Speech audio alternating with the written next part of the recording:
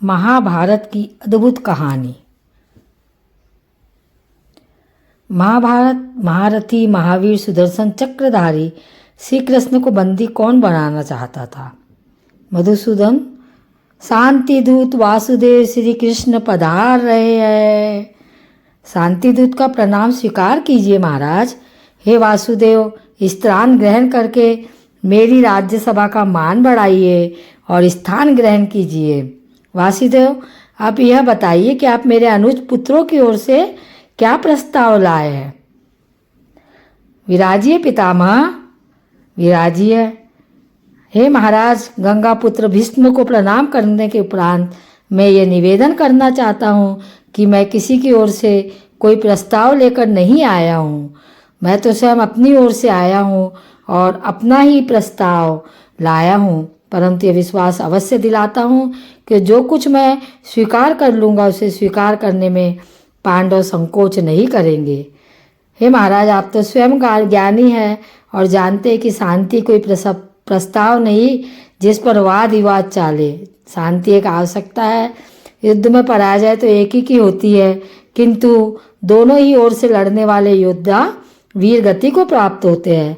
इस राज्य सभा में गंगा पुत्र भीष्म जैसे ज्ञानी और महात्मा उपस्थित है। कृप और द्रोण जैसे आचार्य विराजमान है। योद्धाओं की जो भीड़ इस राज्य सभा में है वह आज कदाचित संसार की ओर राज्य सभा में नहीं है, और इसलिए इस राज्य सभा का दायित्व भी सबसे अधिक है। यदि युद्ध हुआ तो महात्माओं और योद्धाओं का जमघट निसंदेह बिखर जाएगा। महाराज, निसंदेह बिखर जाएगा। हे महाराज, ऐसा हुआ तो इतिहास उन सारे आंसुओं का उत्तरदायित्व आपको ठहरा है जो इस महायुद्ध के उपरांत बहाए जाएंगे। हे नरेश, आप भरत के वंशज हैं। आपके पास धर्म की धरोहर है, मर्यादाओं का निक्षेप है, इतिहास की थाती है।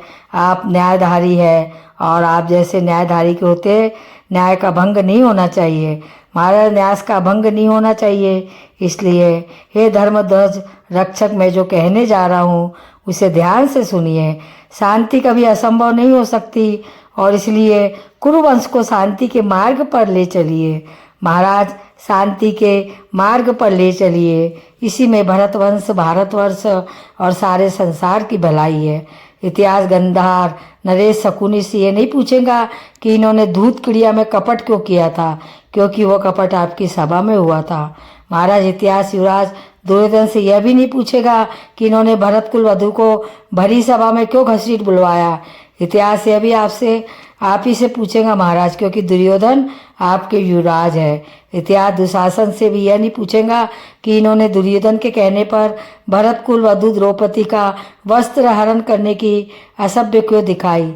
इसका इतिहास इसके लिए भी आप ही को दोषी और आप ही को उत्तरदायी ठहरा है। आप ही को उत्तरदायी ठहरा, इसलिए जान लीजिए कि शांति का कोई विकल्प नहीं है। युद्ध तो कदाचित कोई नहीं चाहता केशव। यदि कोई युद्ध नहीं चाहता पितामह, फिर ये कदाचित क्यों? कदाचित यह तो आप भी जानते हैं पितामह और मैं भी कि युद्ध चाहने वाले इधर भी है और इधर भी, उधर भी। इसलिए आज कदाचित जैसे शब्दों को इस राज्य सभा से निकाल दीजिए पितामह, क्योंकि कदाचित जैसे शब्दों की छाया में शांति की बात नहीं हो सकती। हे पितामह, समझाइए अपने नरेश को कि यदि कौरव पांडव में मिलाप हो जाए तो ये सारा संसार उनका हो सकता है। उनकी राज्य सीमा के अतिरिक्त और कोई सीमा रह ही नहीं जाएंगी, किंतु जो युद्ध हुआ महाराज तो आपके पास कुछ नहीं रह जाएगा, ना पुत्र और ना ही अनिज पुत्र। क्या पता आपको किस किस के सौ पर रोना पड़े महाराज, किस किस के सौ पर रोना पड़े। क्या आपके पास आपके अनिज पुत्रों में से किसी का शव आए महाराज, तो क्या आप उसे शत्रु का शव मानकर किसी प्रकार का आनंद अनुभव कर पाएंगे? हे वृद्ध नरेश, इससे पहले कि आप प्राण त्यागे कुल को एकत्र कीजिए नरेश, कुल को एकत्र कीजिए। पांडव आपके स्नेह की छाया में पले बड़े हैं। आपके स्नेह और आशीर्वाद पर जो आज भी उनका इतना ही अधिकार होना चाहिए। इसलिए हे धर्मध्वज रक्षक इंद्रप्रस्थ उन्हें लौटा दीजिए। वसुदेव, मुझे शांति प्रस्ताव स्वीकार नहीं है। सोच तो लेते पुत्र, इसमें सोचना क्या है?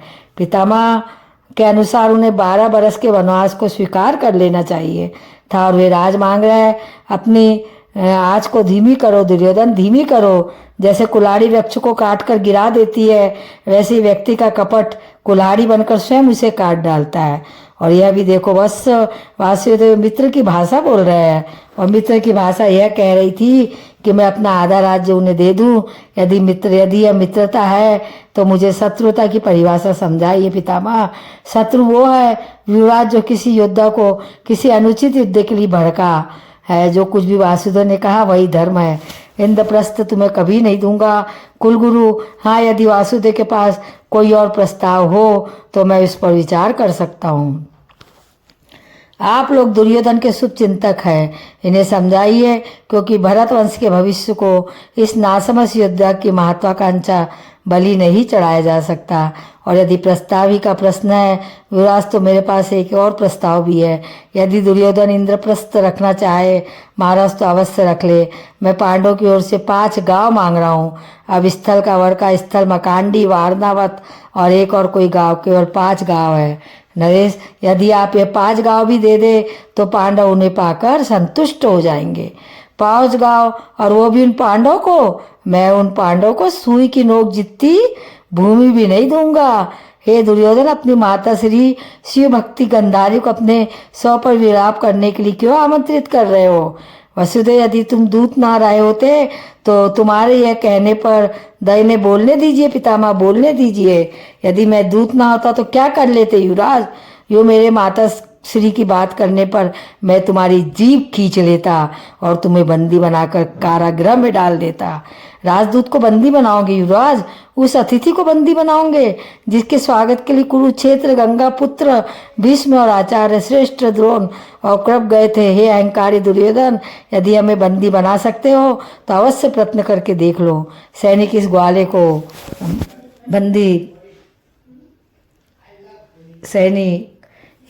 को बंदी बना सकता है।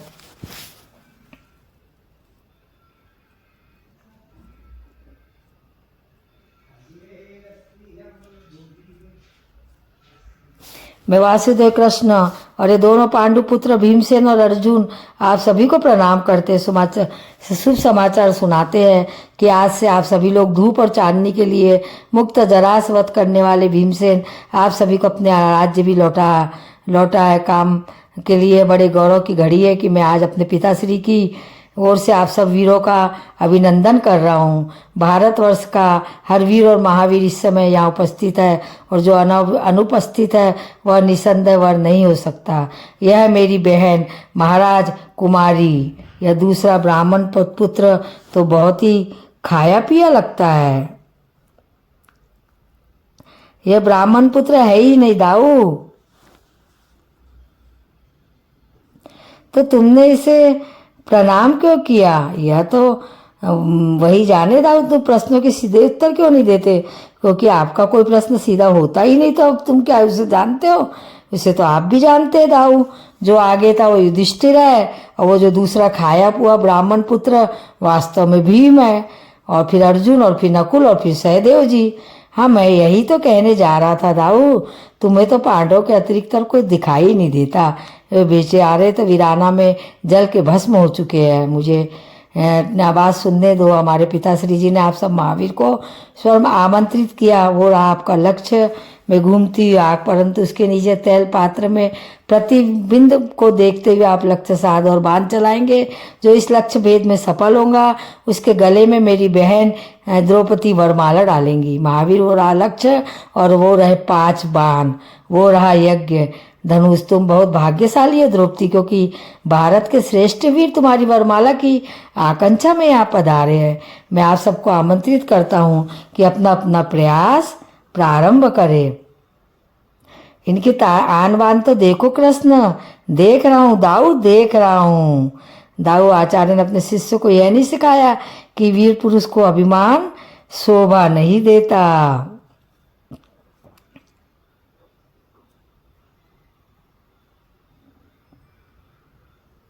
महाभारत महारथी महावीर सुदर्शन चक्रधारी श्री कृष्ण को बंदी कौन बनाना चाहता था?